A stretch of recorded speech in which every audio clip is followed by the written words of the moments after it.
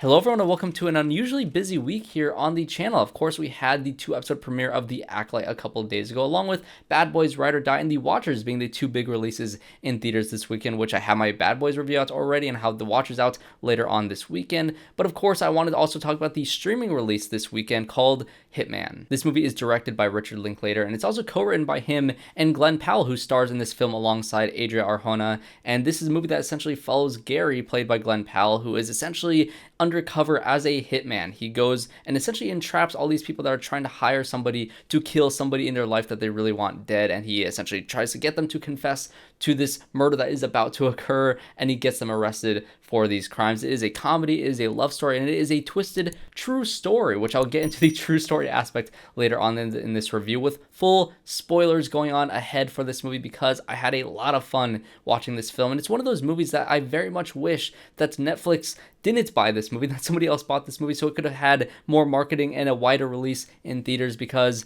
man, this is such a fun movie to watch with an audience. But like I said, spoilers ahead for Hitman. Let's just jump right into this thing with the story of this film. And like I said, it follows this character named Gary Johnson, who is a real guy who really did a lot of this stuff. He was a teacher, a professor at a college who didn't really have a way to engage his students all that much, because he's a very dorky and nerdy guy. He doesn't dress all that well, and he's not really the type of guy that you'd think would have an interesting life. But that's what makes him so perfect, because on the side, just because he's really good at technology and audio, he works for the police department to help in these cases that entrap people for essentially hiring somebody to kill another person. He's basically the guy in the chair. So let's just imagine that, say Spider-Man got in trouble for beating up a bunch of teenagers, so he's benched by the Avengers, and now you have Ned coming in because he's surprisingly good at, being Spider-Man. He swings around, he knows magic as well, and so he's a great, front to be able to take over this position. That's exactly what this movie is like, because he is the nerdy tech guy, and the actual guy who usually goes in to impersonate himself as this hitman has gotten in trouble, has been benched by the police force, and now they need somebody else to quickly fill the spots because of this switch up. And that is where Gary swoops in, and everybody thinks he's going to do a terrible job in doing this, but as soon as he walks into that bar and he has the conversation with the guy that they're trying to entrap in this case, he absolutely crushes this entire situation, and he's able to play off this role and make up some very twisted things along the way about, like, cutting off fingers and throwing them out of the car, the way he needs to get rid of the teeth in the body to be able to dispose of the body. He essentially goes around, convincing this guy that he is the real deal, even though he really is this completely nerdy professor, working at a college. He completely changes himself for the role of the hitman, and he convinces the guy. He essentially, entraps this person and gets him arrested, and is a rousing success, making him the new hitman for this police force. And I just absolutely love this premise. This is essentially the first 15 minutes of the film. You get all of that sort of information, and you're just off to the races. And I will say that I honestly am not the biggest fan of Glen Powell up until this point. He's popped up in a lot of things, and he's been cast in a lot of things upcoming in the future, including Twisters, which after watching this movie, I'm actually really excited for Twisters. But, he was in Top Gun Maverick. He was pretty good in that, but of course, he wasn't like the standout star in that film. He was in Anyone But You, which I hadn't seen up until this point, and so I didn't really get the hype behind Glen Powell. But then after watching him in this movie in particular, when he first walked up as the nerdy Gary Johnson character, I was like, this feels so out of place. Does not feel like a character that Glen Powell is going to be good at playing. But as soon as he gets into the role of all these different hitman personas that he takes over in this film, he is so engaging as a movie star. And that is what this movie sold me on. It sold me on, Glen Powell as a movie star, to a point where I watched Anyone But You after watching this film as like a weird rom-com Glen Powell double feature, which honestly, Anyone But You, a pretty fun rom-com. And really just everything about Glen Powell's performance and all the characters that he makes as this hitman goes so beyond what he is, needed for in this situation, where he essentially figures out who he needs to entrap in all these cases. He kind of caters his hitman personality to the person that he's trying to entrap. So if it's this redneck guy, he's going to have long hair and a bunch of tattoos, and he's going to talk with an accent. If it's this one other character that is like this older, more serious woman, he's going to dress up as like a Russian and going to have this ridiculously goofy hair and a silly smile, but he's going to have a Russian accent and say the exact things that he needs to to say in order to get this person to confess to him, essentially. And he's just basically catering every single person that he goes to this hitman. And it is so fun to see Glen Powell be able to play in the sandbox of all these different characters to show that he has a lot of range, not just as, a really good actor, but as a comedic actor. And his timing in these sequences and the editing and the direction from Richard Linklater was so incredibly fun. And honestly, if the movie was just following this character, pretending to be all these hitmen to be able to trap all these people, I would have been on board. But of course, you're going to have the actual story of this movie, which is when he is, hired to do another job with the police force, and he's going to talk to this woman played by Adria Arjona as Madison, who essentially has this situation where she's in an abusive relationship and she needs to get out. She doesn't know what to do, which is why she reached out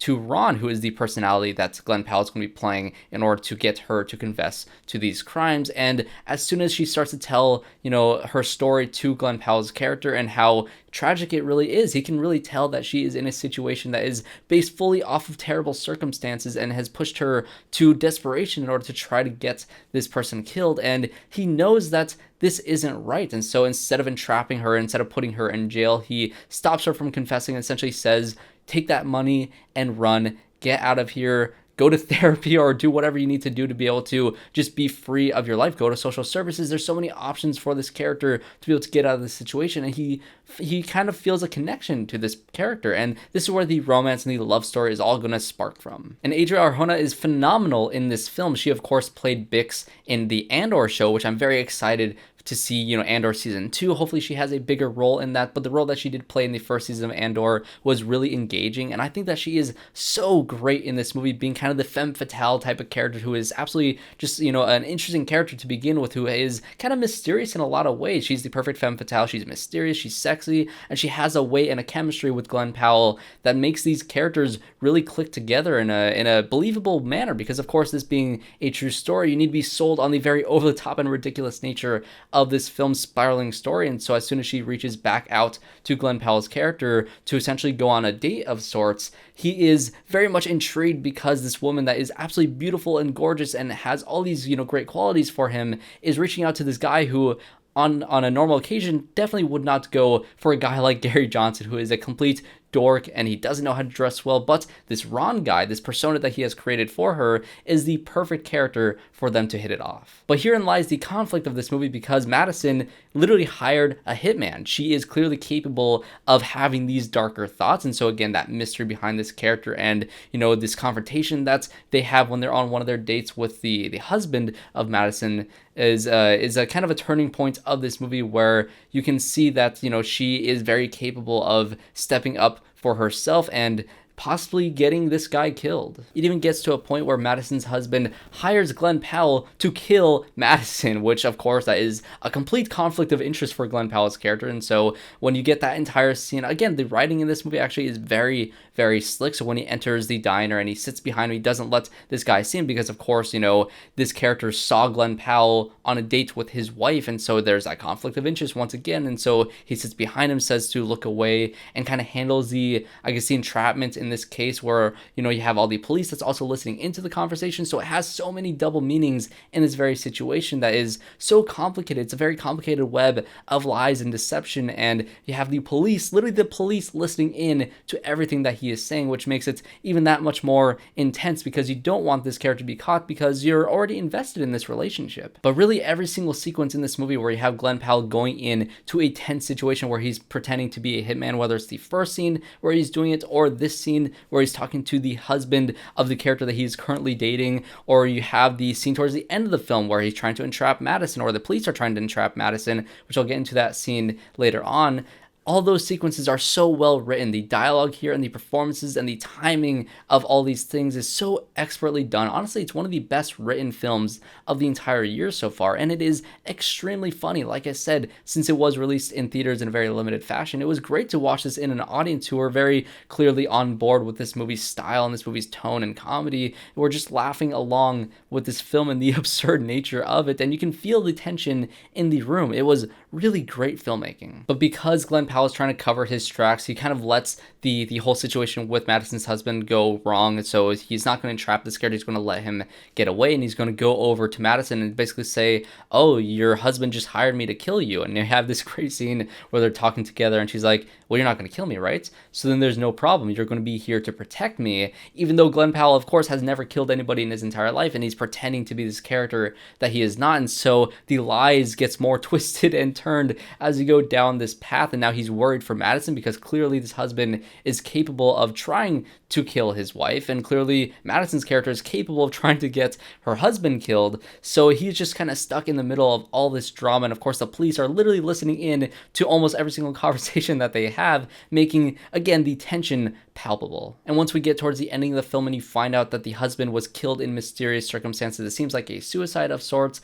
Of course, Glen Powell's character is going to freak out and think that this is way too coincidental. What happened in this situation? Did Madison have somebody do it, or what is going on here? And he has a conversation with her, and she admits it. She had her husband, or not, she didn't have her husband killed. She was the one who killed her husband. And so now you have Glen Powell, this guy who's pretending to be a hitman, who fell in love with a woman who is clearly capable of hiring somebody to kill somebody else, is now a murderer herself, and he is once again stuck in the middle of it, and he decides to let it all out. He says he's not a real hitman, and just the drama in this movie and as it builds throughout this entire thing is so entertaining to watch. And again, Glen Powell has this way of his performance, being Gary Johnson at the beginning of this film, this nerdy guy who can never get away with this sort of thing, and slowly kind of warping into the personality of Ron. This Ron persona is kind of bleeding into his normal life. As a teacher, he's going out into his classroom and having much more engaging conversations with his students about morality and about whether you're able to change the perception of yourself to be more engaging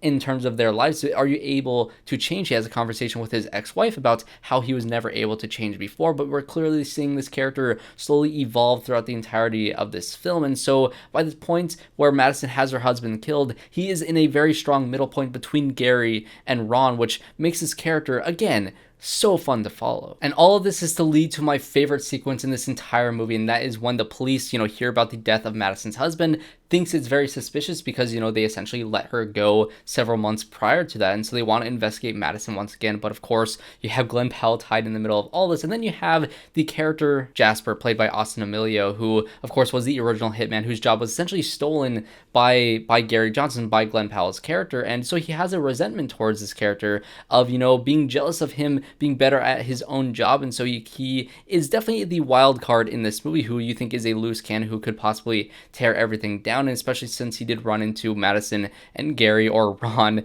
as he's being, he's impersonating Ron throughout this entire time he's dating Madison. And so when they run into him by chance on one of their dates, he has the pieces to be able to put this puzzle together, but he doesn't put it together until Madison's husband is dead, and he kind of figures all this out. And now he's trying also to get Gary caught in a way where he can finally get his job back. So he comes up with this idea where they're going to try to entrap Madison. Now he's going to have Gary go in as Ron to talk to Madison, try to convince her, or not convince her, to try to get her to confess to killing her husband. And because it's a very on-the-fly situation, they're not able to set up hidden cameras in Madison's place, and so Gary has the opportunity to try to let her know in advance that this is all a trap by the police, that the police are listening in, to not admit to anything that's going to implicate her in the crimes that she has committed. And so he's essentially trying to get away with murder while the cops are literally listening in to every single word that they are saying. And this entire sequence, the writing in here, the performances of them, trying to be believable in this,